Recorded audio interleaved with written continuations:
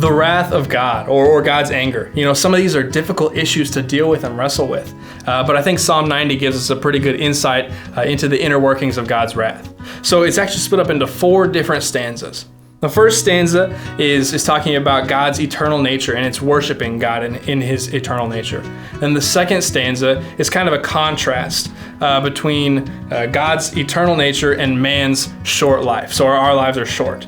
Then the third stanza gets into kind of God's anger towards us, God's wrath towards us. And the fourth stanza talks about his restoring our relationship back to him. So I'm actually going to read just the fourth stanza for us today.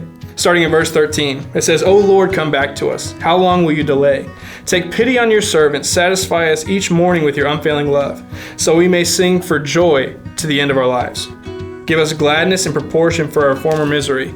Replace the evil years with good. Let us, your servants, see your work again, and let our children see your glory. And may the Lord, our God, show us his approval and make our efforts successful." Yes, make our efforts successful. You and I, we both sinned against God. And so there is this natural separation and God's wrath towards that because he is so holy, he can't have any of that. And so because of that there is a separation, this wrath.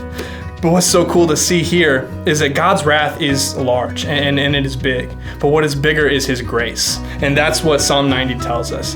God's grace towards us is so much more great than his wrath. And we see that exemplified in the life of Christ and in the cross that he died on for us.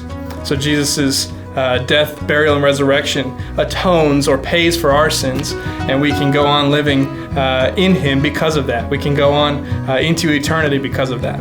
And so let's lean on that truth today. Psalm 90 tells us God's grace is bigger than his wrath, and let's go celebrate that this week.